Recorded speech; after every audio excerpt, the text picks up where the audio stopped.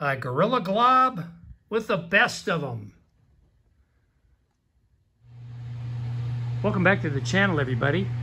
I've got the drill press all rigged up, and I've got it lifted up and the blocks out from under it, and I've slid the base frame that's all tacked together underneath it. And the plan here is I'm going to slowly lower this thing down and align the base, the frame base, to the base of the drill press. I've got to match mark holes, if I can point correctly, so I can drill that frame. And then got to find some casters, do some painting, all that kind of stuff.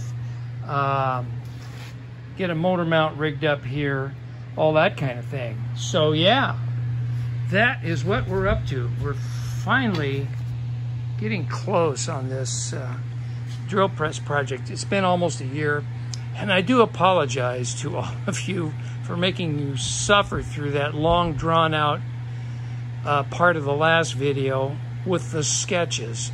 My Lord, I looked at that and I thought I had to just delete all that out, and I thought, no, it's part of the process. But it was way too long and boring, so I'll try not to do that to you again.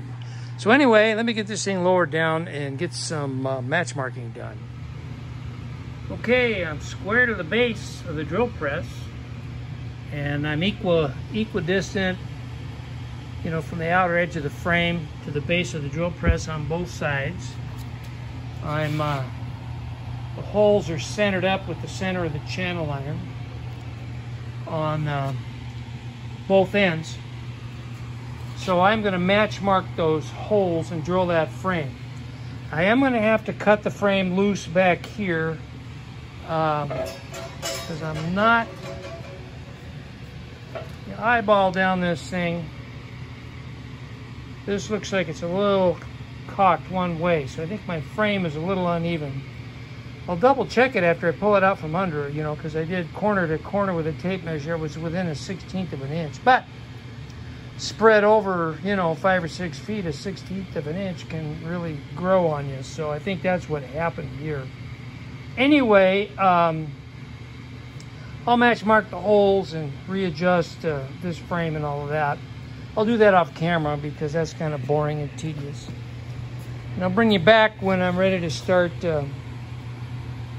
drilling holes here.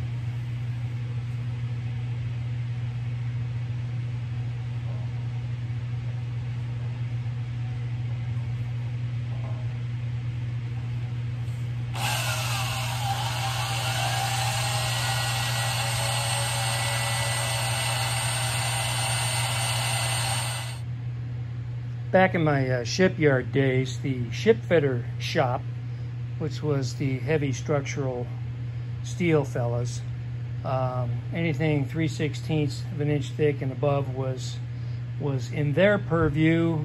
Anything below 3/16, sheet metal shop guys like me, that's what we did. Well, anyway, the ship fitters had a drilling crew, and they'd come out to the ships frequently, you know, to drill giant holes, and they had all kinds of fascinating drills, drill bits, and all kinds of different lever type fixtures, you know, to apply leverage as they're drilling holes in the, you know, oddball places and oddball positions, you know, but man, they had it figured out. They used to drill some really big stuff. Anyway, I've got this all drilled out so I can bolt that to the base of the drill press. That old Milwaukee there, that's a 1/2 inch drill. That one's made in the USA, so that's, you know, that dates it, because that's back when Milwaukee was still a gold standard here in the US. Now it's all just Chinese imports with a Milwaukee name on it, which is tragic in my opinion. But, you know, I mean, I'm an old man. My opinion doesn't count for much, so there you go. So now, I think what I got to do is cut some welds here, see if I can get this to cock over just a little bit so it aligns better with the pulley setup back there. And then I'll get it back under here, temporarily bolt it in place, and just check alignment in general and see how it all looks. But before we do that, I've got a mail call. My old pal Webb, who is the gift that just keeps on giving, sent this. I don't know what it is. I wasn't expecting anything, but it showed up on the porch today. And oh yeah. The last time I talked to Webb on the phone, we were discussing the type of casters that should go on this drill press project. And he says, well, you know, the ideal caster is going to be dumpster casters. Come off a dumpster, because they're the ones that really carry the weight. And these are gorgeous. I'll have to see what the capacity is, but I'm betting they're at least 500 pounds a piece. They've got grease zerks. Oh my God. Webb, I think I owe you some money for shipping. This had to cost you a fortune. But wait, there's more. The beloved shipyard linen tags for marking material. I'll use the heck out of these. Oh! A Rothco GI type mechanics tool bag. This is exactly like the one I carried when I was a mechanic on the waterfront in the shipyard. These are awesome bags. Indestructible. Much better than any kind of bag you can get at the box store, you know, for packing wrenches, tools in general. Let's see. Heavy cotton canvas, 2 outer pockets, 8 internal pocket organizers. Overall, it's 11 inches by 7 inches by 6 inches. Rothco.com. Webb, this is near and dear to my heart. That's going to go in the well, you can't see. Going to go in the toolbox on the truck.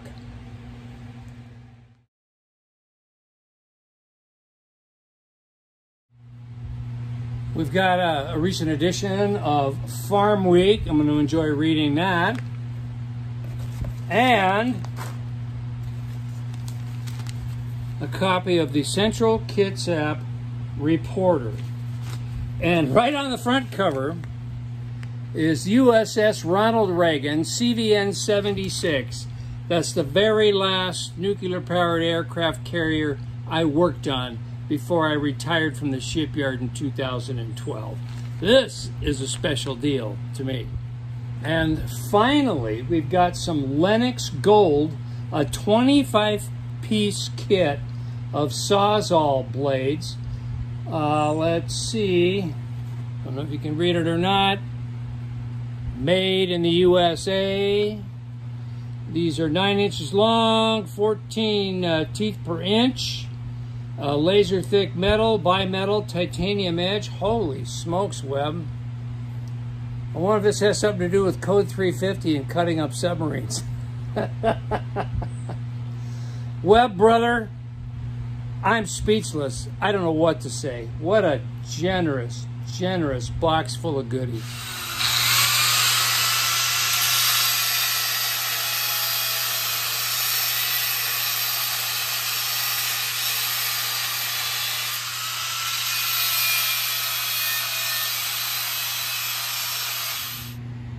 Well, I'm glad I'm taking the extra time with this. After I cut this piece off, I discovered a big sag in this thing because when I was initially tacking this thing together, I was using that old piece of grating there, and I discovered it's got a big wow in it. So I got a chunk of 1/4-inch steel on the sawhorses, and it's supported with some 1x1 square tubing. So I got a nice flat surface now. I should have checked that at the beginning. But no harm, no foul. I also had to cut this piece out and re-weld it in. So now I'll start working on this one, get it squared up properly, and get it tacked back on here, and then we'll get it back under here. I do have some new grade 8 bolts there in the bag, so we'll temporarily bolt it in, double check the alignment one more time, and if it's all good, we'll weld this all up.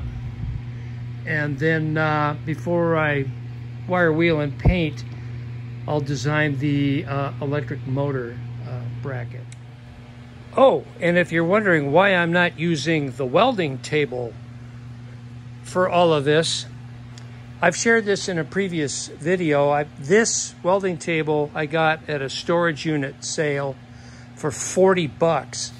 And the reason why I don't use it for, you know, welding together stuff on a flat surface, because this ain't a flat surface. There's 2 chunks of 1/8-inch thick diamond plate steel laying back to back, sandwiched together, welded to this angle iron frame and tack welded all the way around. And this thing is like being on the ocean waves. There ain't a flat surface anywhere on this. So really, I don't use it much as a welding table as I do a workbench, because it ain't flat enough to do any kind of work where I need flat, square, plumb surfaces when I'm all done welding. So there you go, for those of you who are curious, some more useless trivia about my shop.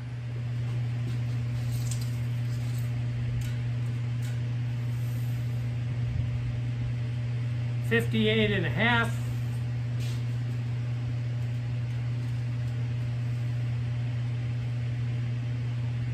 $58.5.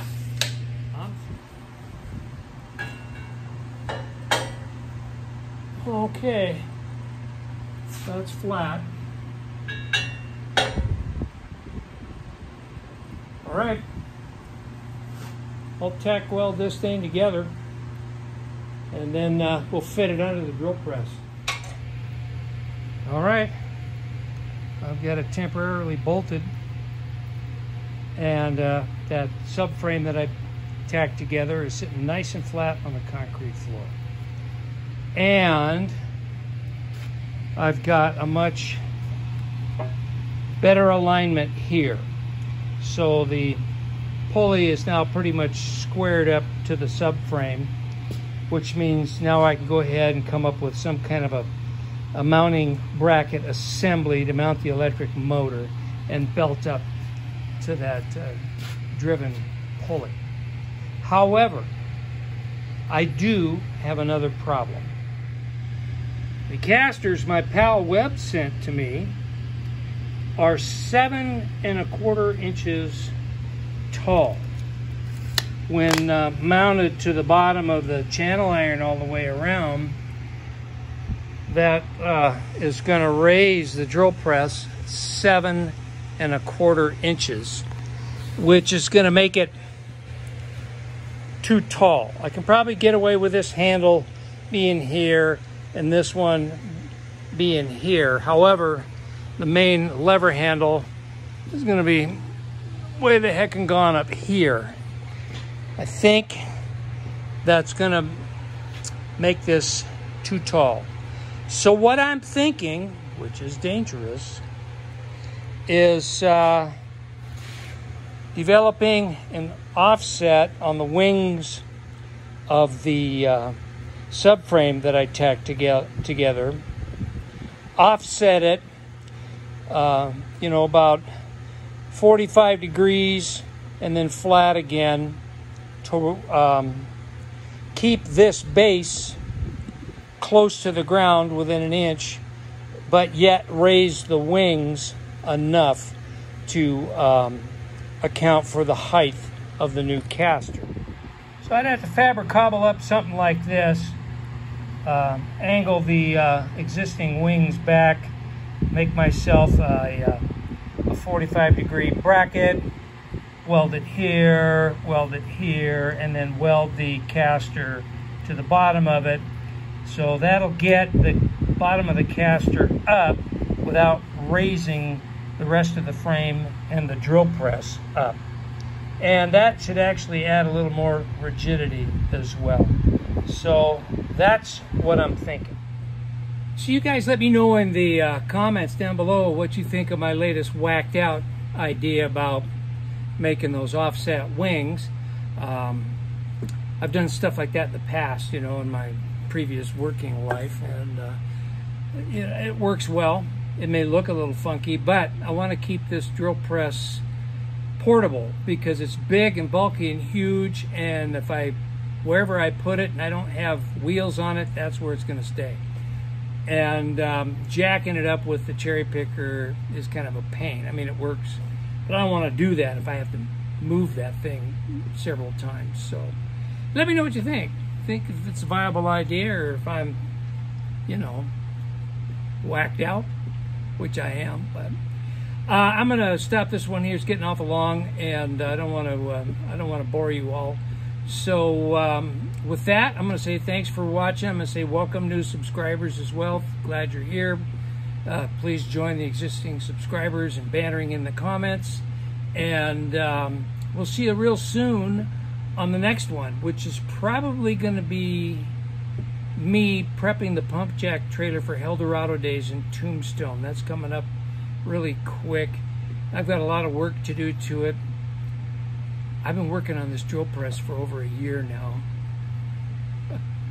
You guys must be sick of it by now.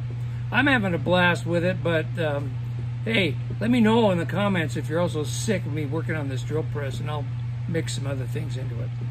Bye, everybody. We'll see you later.